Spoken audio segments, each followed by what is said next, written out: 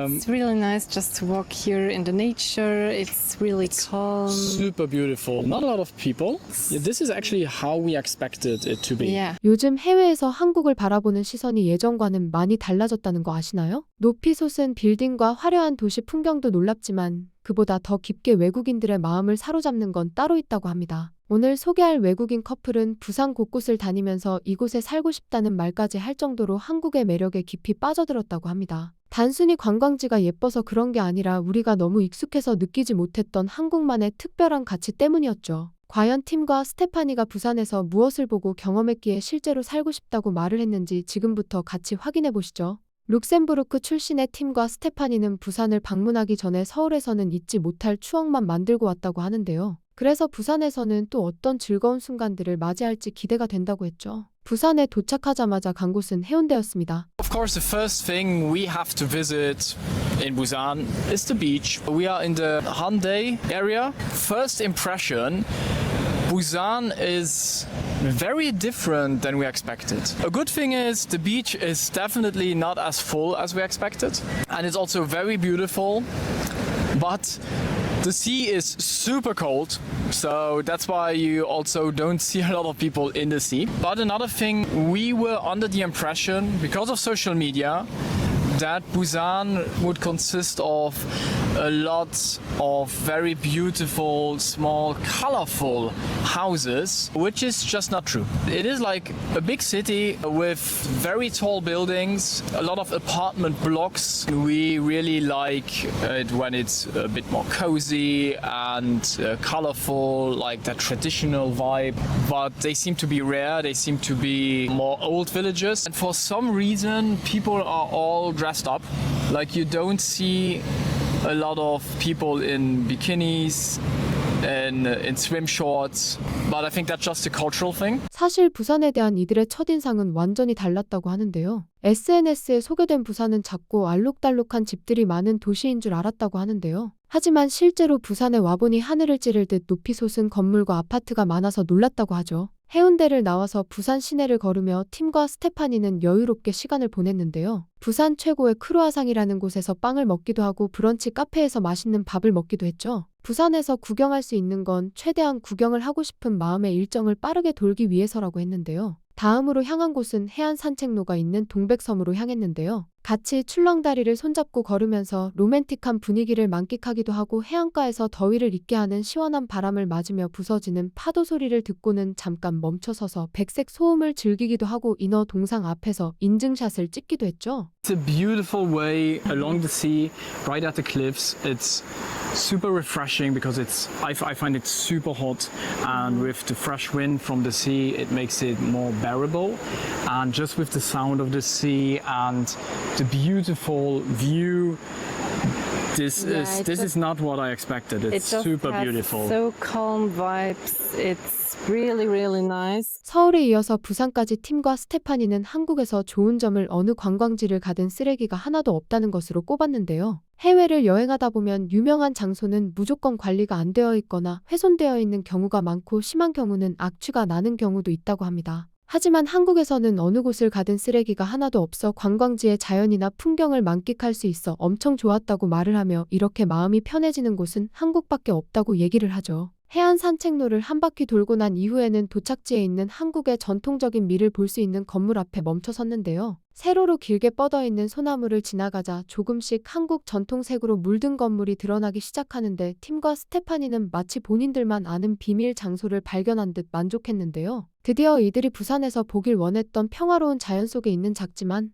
전통적인 느낌이 가득한 건물을 볼 수 있어서 그랬죠. 팀과 스테파니가 서울에 있을 때도 높이 솟은 건물들을 보며 감탄하기도 했지만 정말 즐거운 시간은 기와로 가득한 지붕과 오래된 정자에서 볼 수 있는 세월 그리고 화려함보다는 조화로움이 돋보이는 전통 한옥을 봤을 때였다고 하죠. 사실 팀과 스테파니뿐만이 아니라 어떤 사람이든 한국 전통의 건물을 보고 문화를 한 번이라도 겪어본 사람이라면 사랑에 빠질 수밖에 없기 때문에 당연한 반응인 것 같은데요. It's really nice just to walk here in the nature. It's really calm. Super beautiful. Not a lot of people, and you get to see a couple of old buildings. Statues. But yeah, so far for first day, this has been really amazing. Being here, it's a lot quieter and Yeah, this is actually how we expected it to be. yeah. 잔뜩 만족한 표정을 짓고는 팀과 스테파니는 해운대 전통시장으로 자리를 옮겼습니다. 저녁으로 한국식 바베큐를 먹기 위해서라고 했죠. 저녁 시간이 가까워지면서 전통시장에는 사람들이 조금씩 붐비기 시작했는데요. 하지만 오히려 활력이 넘치는 시장을 볼 수 있어서 좋다고 팀과 스테파니는 얘기합니다. 저녁으로 먹을 음식을 결정하긴 했지만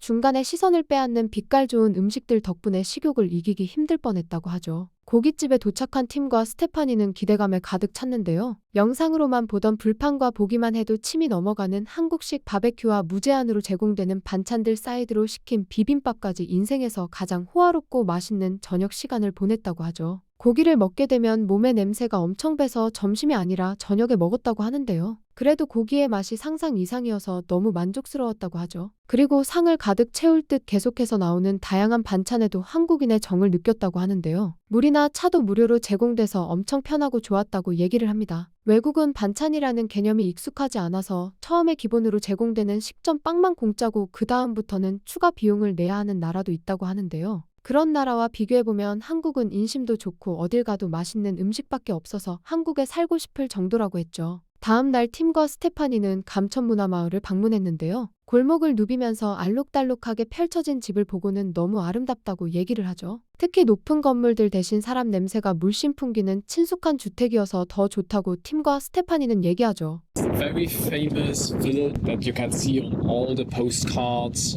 From Busan. All the pictures with all the small, very colorful little houses.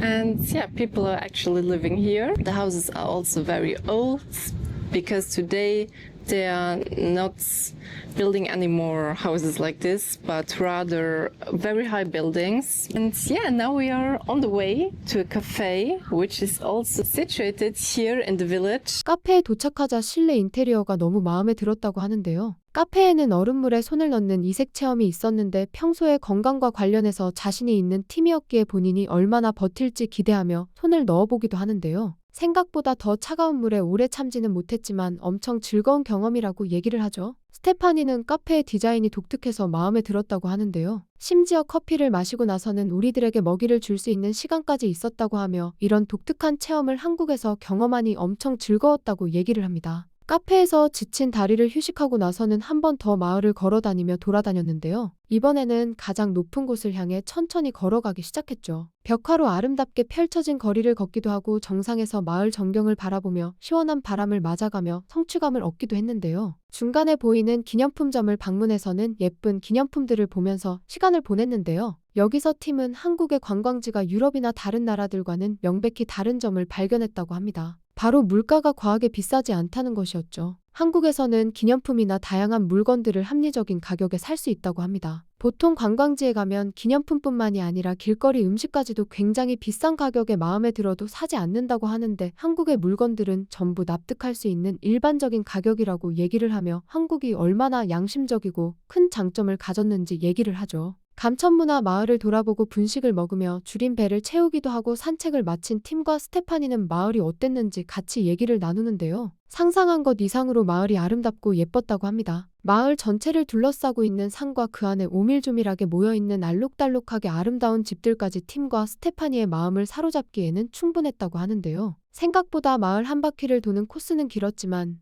마을 전체를 걸어볼 수 있었고 언덕을 오를 수 있어서 건강을 좋아하고 사랑하는 팀과 스테파니에게는 마치 운동을 제대로 한 것 같은 건강한 느낌까지도 받았다고 하죠. 심지어 풍경까지도 조화롭게 이뤄져 있어서 처음에 기대했던 것 이상으로 감천문화마을을 즐겁게 돌 수 있었다고 말을 하죠. 그리고는 자연을 개발하는 영역으로 보는 것이 아니라 조화를 살려 어떻게 하면 공존할 수 있을까를 고민한 흔적이 보인다며 한국에 대한 깊은 감탄까지 나오게 된다고 합니다. 부산에서의 여정을 마무리하며 팀과 스테파니가 남긴 한마디는 참 인상적인데요. 처음엔 예상과 달라서 조금 놀랐지만 지금은 기대했던 것보다 훨씬 더 한국을 사랑하게 됐다고 얘기를 하죠. 깨끗하고 잘 정돈된 관광지, 정성스럽게 차려지는 한 끼 식사도 한국인인 우리한테는 너무 당연해서 그렇게 놀랄 일인가 싶은데요. 하지만 외국인의 눈에는 이 모든 것이 당연하지 않은 특별한 가치로 다가온다고 하죠. 결국 외국인들이 한국에 와서 진짜 감동했던 순간은 쓰레기 하나 없이 관리된 자연, 어디를 가도 믿고 먹을 수 있는 음식, 그리고 화려함보다 조화를 중시하는 전통과 문화까지 우리의 일상 속 모습이었다는 거죠. 어쩌면 우리가 매일 지나치는 이 풍경이 누군가에게는 평생 기억에 남을 가장 아름다운 순간일지도 모르겠습니다.